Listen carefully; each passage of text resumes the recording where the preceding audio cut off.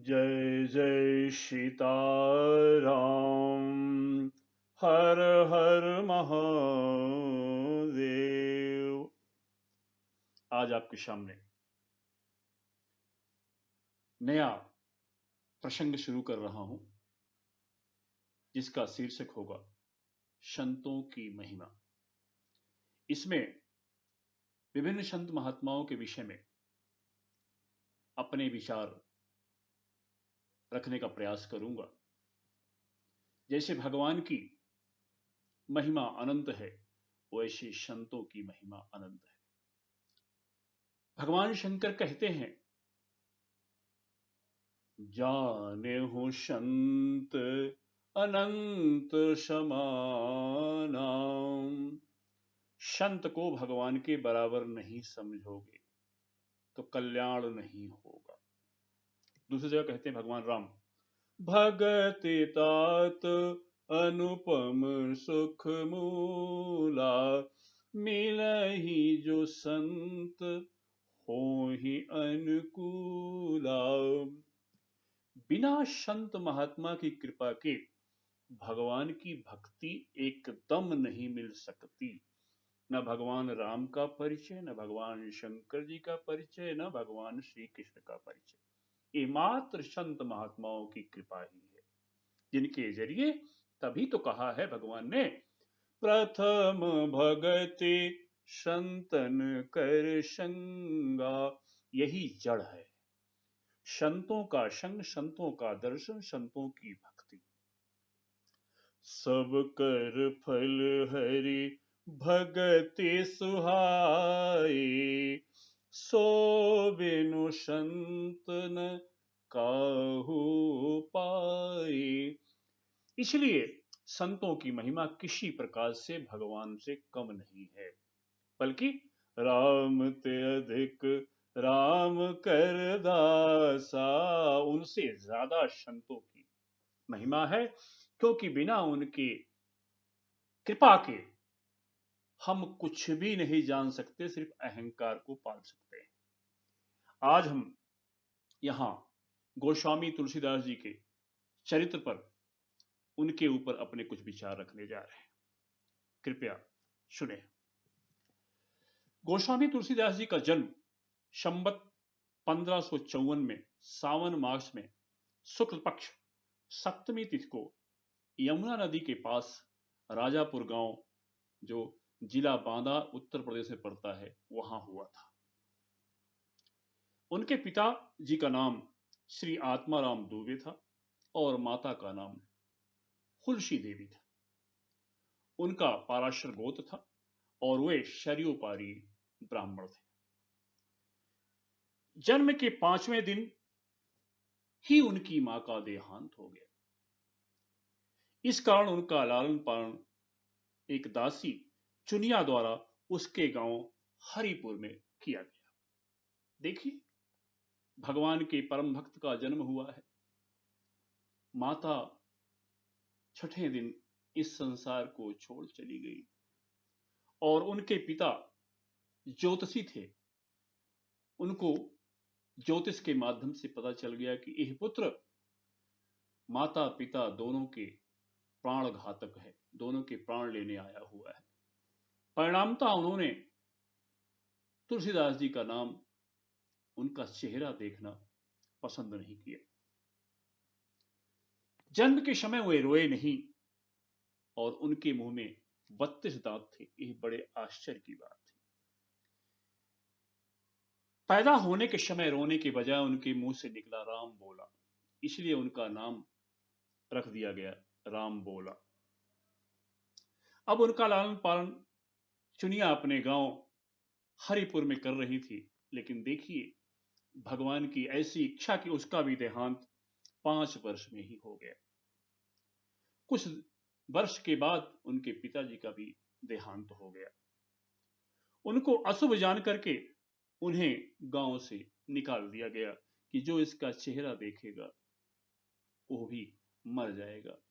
आप कल्पना करें कि 5 वर्ष का बालक, माँ बाप नहीं है, गांव से तिरस्कृत है, न घर है न द्वार है, वो गली गली घूम घूम करके दूसरे गांव में जाकर के जो कुछ मिलता रोटी सूखी खा लेते और एक मंदिर था वहां पड़े रहते। कुछ समय बाद अन्य गांवों में भी यह प्रचार हो गया कि यह बच्चा बड़ा अशुभ है। परिणामतः उन गांव वालों ने भी तिरस्कृत कर दिया, भगा दिया। अब वो भगवान शंकर जी के मंदिर में, एक मंदिर था गांव से दूर, वहां भूखे प्यासे पड़े हुए थे। भगवान शंकर ने माता पार्वती से कहा कि हे देवी, ये मेरा बच्चा जो आने वाले समय में भगवान राम का परम गान करेगा, ये मेरा बच्चा है, आप जाके इसको मां का दुलार दो। माता पार्वती पूरे संसार की माता है, जगत माता है। वो रोज सुबह शाम उस बच्चे को बढ़िया भोजन बना करके प्रतिदिन उसको देने जाती, उसको दुलार से खिलाती और फिर चले आती। करीब करीब 6 महीने यह क्रम चलता रहा। फिर गांव के लोगों ने देखा कि इसके पास तो कोई एक औरत आती है, खाना खिला के चली जाती है। उल्टा सीधा उस माता पार्वती को भी बोलने लगी और ये कहा कि इस बच्चे को इस मंदिर से भी भगा दो।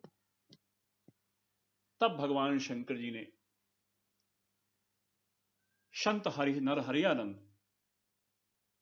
को यह स्वप्न में यह प्रेरणा दी कि तुम तुरंत जाओ और ओह मेरा बच्चा है, राम बोला, उसको ले आओ और अपने साथ रखो। भगवान शिव की प्रेरणा से संत नरहरियानंद उनको आए और अपने साथ ले गए और अयोध्या में बसंत पंचमी के दिन उनका नामदान, उनको नाम दिया, मंत्र दिया, दीक्षा दी और उनका नाम रखा तुलसीदास। ये नरहरियानंद अनंतानंद जी के शिष्य थे, जो रामानंद जी के ही शिष्य थे। इस प्रकार रामानंद के ही शिष्य नरहरियानंद आप स्वीकार करें। शुकर क्षेत्र में जो सरयू और घाघरा के संगम पर है, वहां नरहरियानंद जी ने उनको 10 महीने तक भगवान राम की कथा सुनाई और फिर उसके बाद वहां से कामदगिरी जो चित्रकूट में है वहां चले गए, जहां भगवान अपने वनवास के समय 12 वर्ष तक रहे। उस कामदगिरी में जाकर के रहे, वहां उन्हें गुरु का संग नित्य मिलता रहा, नित्य उनको पठन पाठन कराते रहे।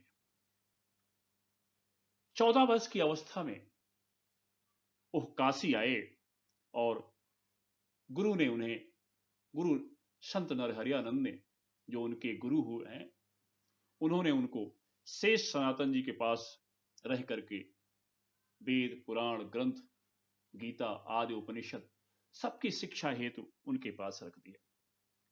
तुलसीदास जी वहां पे 15 वर्ष तक रहे। वहां से वो शिक्षा प्राप्त करने के बाद चित्रकूट गए और उन्हें वहां पता चला कि उनके गुरु नरहरियानंद इस शरीर को त्याग करके साकेत धाम जा चुके हैं।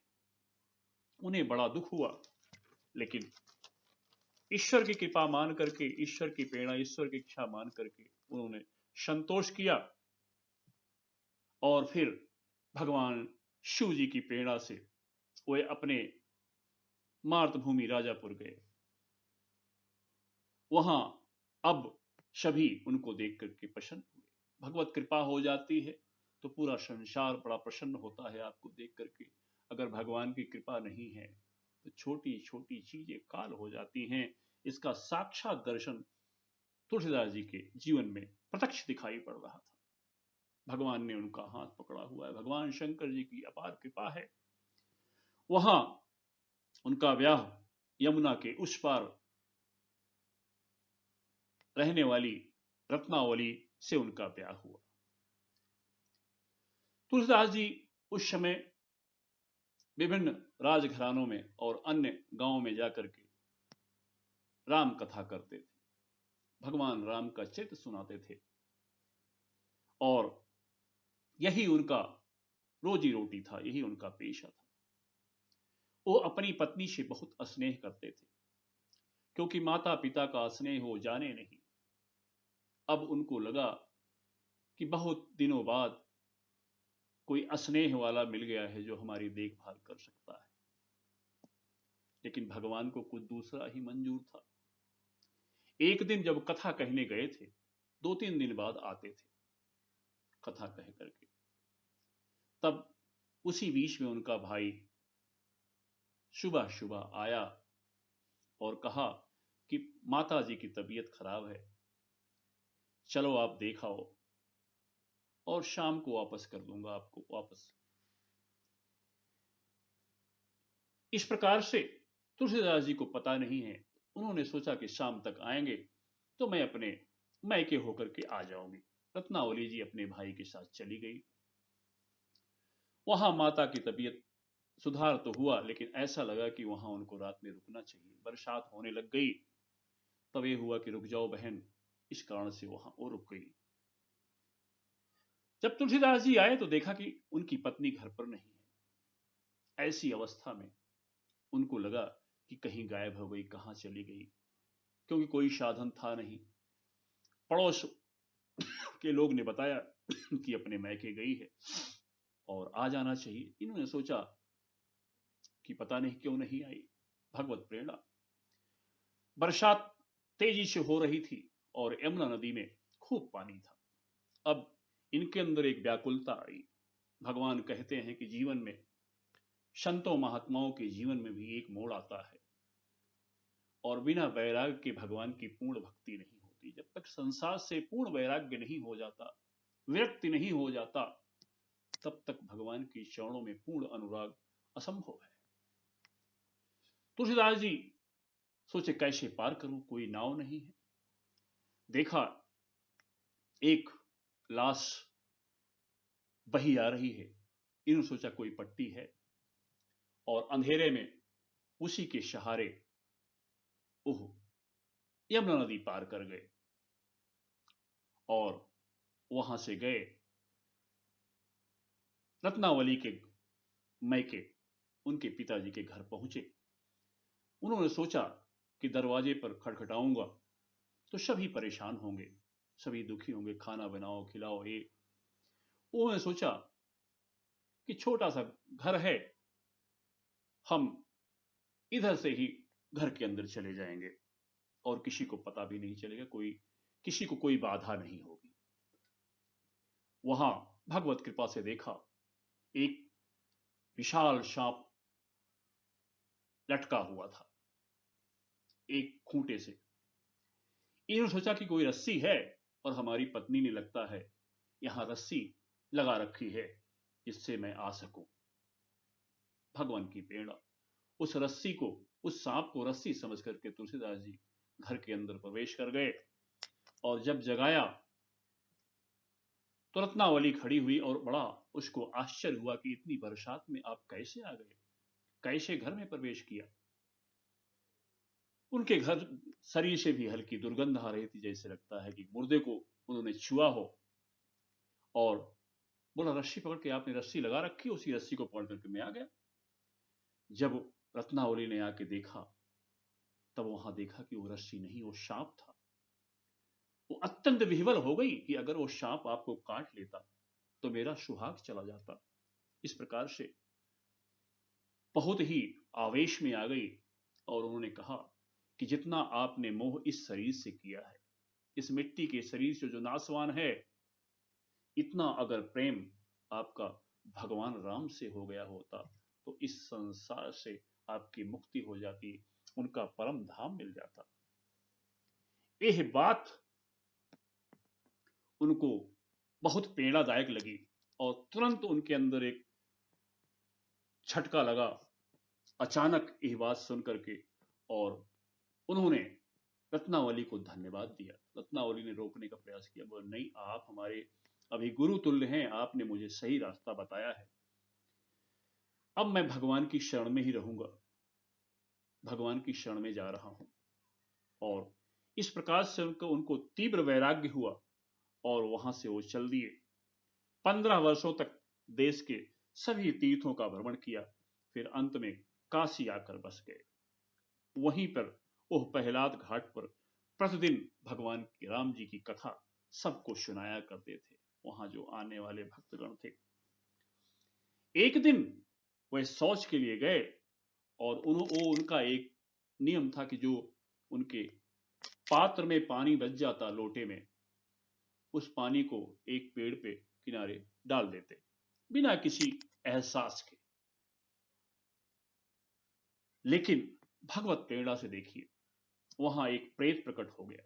आप सब जानते हैं कि जब प्रेत को अशुद्ध जल ही पी सकता है, शुद्ध जल नहीं पी सकता।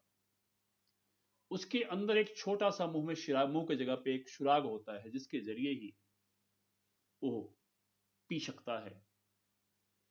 वो बड़ा प्रसन्न हुआ और प्रकट हुआ।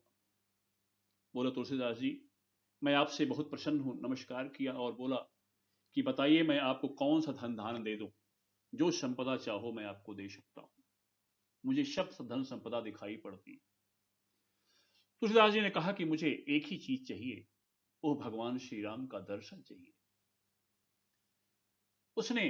उस प्रेत आत्मा ने कहा कि मैं आपको उनका दर्शन तो नहीं करा सकता, मेरे अंदर ऐसी क्षमता नहीं है, लेकिन इतना बता सकता हूं कि आप जहां कथा कहते हैं उस कथा में सबसे पीछे एक गंदे वस्त्र पहने हुए, मैले कुचैले एक बुजुर्ग रूप में सबसे पहले कथा में वही आते हैं, सबसे पीछे बैठते हैं, वो हनुमान जी हैं। वो राम कथा के परम रसिक हैं। अगर उनसे वो आपको मिल जाएं तो वही आपको श्री राम जी का दर्शन करा सकते हैं। इस प्रकार से एक दिन वो कथा प्रारंभ हुई और देखा कि यह व्यक्ति जो अशुभ लग रहा है, गंदे कुचैले कपड़ा पहना है, एक हल्का कंबल ओढ़े बैठा हुआ है, सबसे पहले आया। जैसे ही वो जाने लगे, तुलसीदास जी उनके पास गए, उनके चरणों में गिर गए। बोले, आप श्री हनुमान जी हैं? उन्होंने कहा, नहीं भाई। भागने लगे। बोले, ना, मैं आपका पैर नहीं छोड़ूंगा। हनुमान जी प्रकट हो गए। बोले, आप बताओ क्या चाहिए। तब उन्होंने कहा कि मुझे भगवान श्री राम के दर्शन करने हैं। बोले, ठीक है, तुम चित्रकूट चलो। और चित्रकूट में भगवान श्री राम के 3 बार उनको दर्शन कराए और एक बार उनके सामने साक्षात तिलक लगाते हुए भगवान की तिलक किया। ऐसा भी दर्शन उनको हनुमान जी ने कराया। जो प्रथम दर्शन हुआ इस संवत 1607 में सोमवती अमावस्या के दिन तुलसीदास जी को भगवान श्री राम के दर्शन हुए, साक्षात सामने बैठे हुए, तिलक लगाते हुए। तिलक लगाया भगवान ने। इस प्रकार से हनुमान जी की कृपा से उन्हें भगवान श्री राम के दर्शन हुए। वहां से वे काशी आए और हनुमान जी की आज्ञा से वे संस्कृत में रामायण की रचना प्रारंभ कर दी।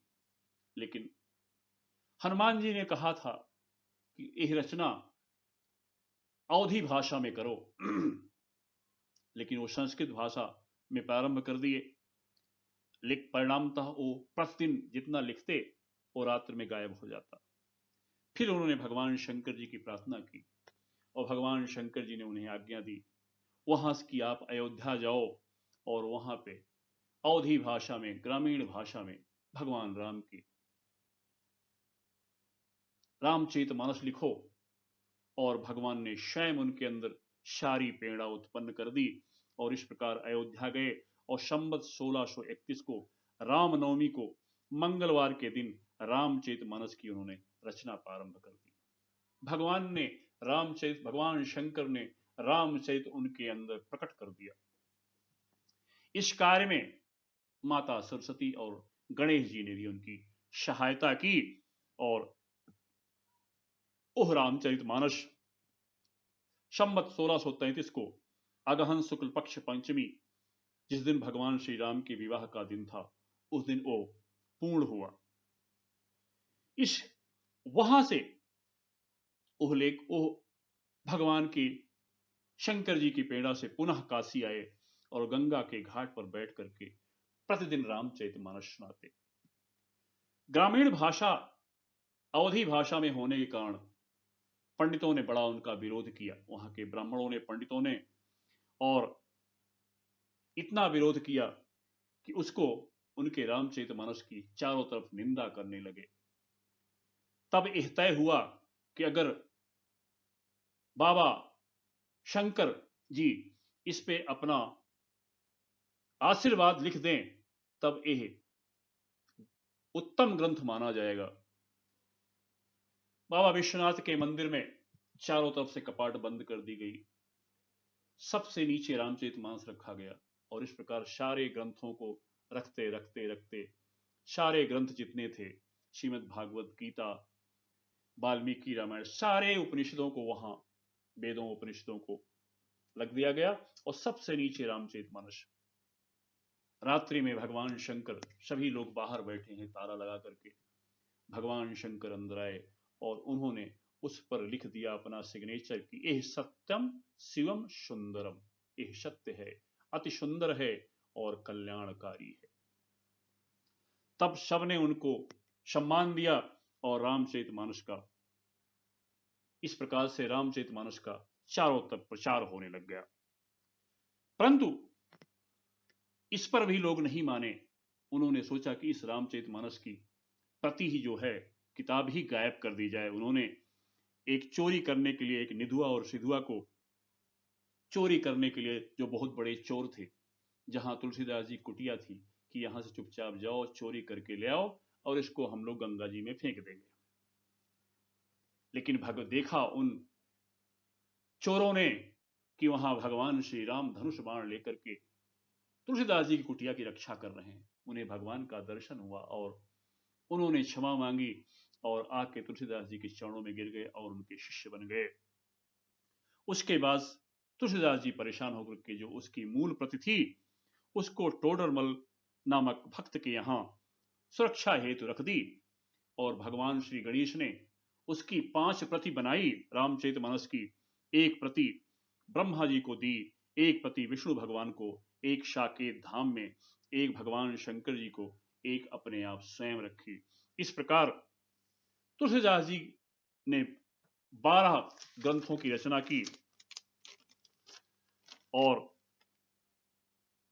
उसके बाद रामचरितमानस उनकी आखिरी रचना थी। और 126 वर्ष की उम्र में उन्होंने काशी के अस्सी घाट पर संवत 1680 श्रावण महीना था, कृष्ण पक्ष था, द्वितीया को तुलसीदास जी ने इस शरीर त्याग दिया। और रामचरितमानस आज घर घर में, गली गली में सब पारायण कर रहे हैं और भगवान श्री राम के परम भक्त बन रहे हैं।